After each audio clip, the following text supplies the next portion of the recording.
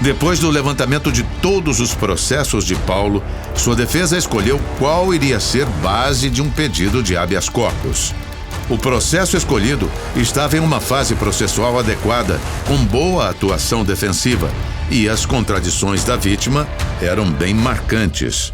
Esse foi um processo de Belford Roxo, em que o Paulo foi acusado de ter cometido um crime de roubo, um roubo de um carro, e ele teria feito esse roubo junto com uma mulher, até então desconhecido, não se sabe quem seria essa mulher. E esse processo seguiu o mesmo modus operandi, por assim dizer, de todos os outros processos do Paulo. O reconhecimento em delegacia foi feito por fotografia, sem a observância dos preceitos legais do artigo 226 do Código de Processo Penal. Foi usado álbum de suspeitos, foram usadas fotos de Facebook do Paulo, de rede social, e ele veio a ser reconhecido dessa forma. E não houve mais nenhum ato de investigação. O reconhecimento foi feito e isso bastou para que o Paulo fosse denunciado e preso por esse crime de roubo do qual ele foi acusado. O Paulo veio a ser condenado por esse processo e essa condenação foi confirmada pelo Tribunal de Justiça. Em 6 de setembro de 2022, quando Paulo já estava preso há 2 anos e meio, sua defesa entrou no STJ com pedido de habeas corpus para ele. E além de pleitear sua soltura, expunha a necessidade de estender a decisão para os processos em que ele já havia sido condenado, com base no mesmo tipo de reconhecimento. A vítima comparecia à delegacia para noticiar o crime. Depois ela voltava para prestar um depoimento um pouco mais detalhado do que seria o boletim de ocorrência, que é como deve acontecer normalmente. E nessa oportunidade, a ela era apresentada uma fotografia do Paulo.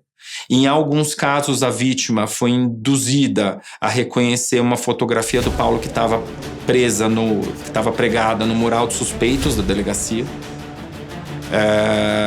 E em todos os casos, o reconhecimento se resumiu a isso.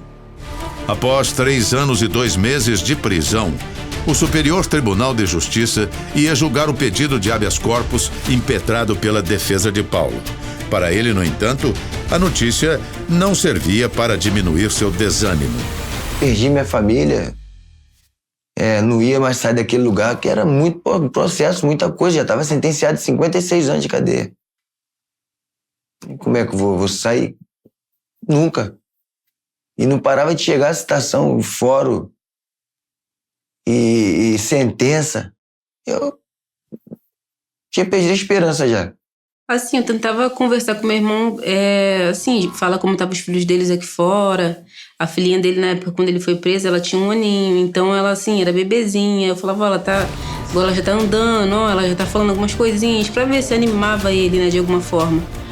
Porque às vezes ele só chorava. E eu, por ser também muito chorona, não sabia muito daquela força que minha mãe já conseguia dar melhor. Então, eu sempre tentava falar sempre dos filhos dele. Sempre falava dos filhos. Desde o início do julgamento do seu pedido de habeas corpus no STJ, ficou claro que os juízes reconheciam todos os absurdos até ali cometidos contra ele.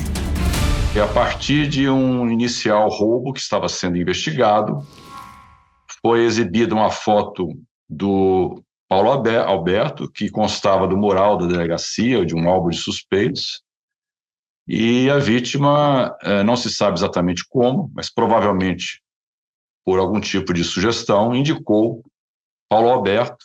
A partir disto, todos os inquéritos policiais, ou uma quantidade imensa de inquéritos policiais que estavam sem apuração de autoria nessa delegacia, e em outras também de Belford Roxo, tiveram, digamos assim, a identificação do Paulo Alberto como o autor desses roubos ainda desconhecidos. A decisão do STJ não deixava margem a dúvidas. Além de conceder o habeas corpus e determinar a soltura de Paulo no caso do roubo de um carro, determinava que ele fosse igualmente solto em todos os processos contra ele ainda em curso. Então, foi um dia de muita emoção. A gente acompanhando no grupo do WhatsApp, falando, enfim, muito ansiosos. E no final deu tudo certo, a gente comemorou muito. Bem evidente ali o que estava acontecendo, entendeu? E eu acho que eles inverteram de uma forma interessante, né? ele determinou que a justiça, que a vara de execução penal reanalisasse os processos e visse se a acusação contra ele se todas as provas contra ele era baseada apenas inicialmente por reconhecimento fotográfico e posteriormente com a convalidação desse reconhecimento. A Defensoria Pública do Rio de Janeiro ela é formada por profissionais de uma excelência notável e que, quando se deram conta do cenário de violação sistemática a que o Paulo estava submetido, se desdobraram e fizeram tudo, absolutamente tudo, que se espera que um defensor público faça. Eu vi na televisão quando o ministro falou para me soltar imediatamente. Na hora ali eu fiquei nervoso, né? Ele com o maior alvoroço lá dentro. Então eu já não fiquei prestando tanta atenção. Eles ficaram tudo gritando lá, tu vai embora, aquela agonia. Mas ainda fiquei uns dias ainda para sair ainda, até chegar lá para eles me tirar. A ação conjunta entre a Defensoria Pública e o IDDD, Instituto de Defesa do Direito de Defesa, foi fundamental para a análise das ações penais contra o Paulo. Um relatório minucioso foi elaborado mostrando todas as incoerências das acusações. O IDDD é uma importante organização formada por advogados criminais e defensores de direitos humanos, reunidos pela vontade de transformar o sistema de justiça em algo mais justo. Os resultados devem ser independentes de raça ou classe social. Foram 2 anos de incansável trabalho em equipe para reunirem todos os processos que existiam contra o Paulo. Existe ainda um outro fato importante.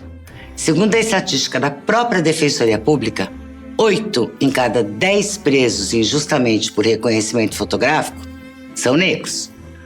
Já no sistema judiciário, as estatísticas mostram que 64% dos juízes são homens e quase 85% são brancos, com só 15% de pretos ou pardos.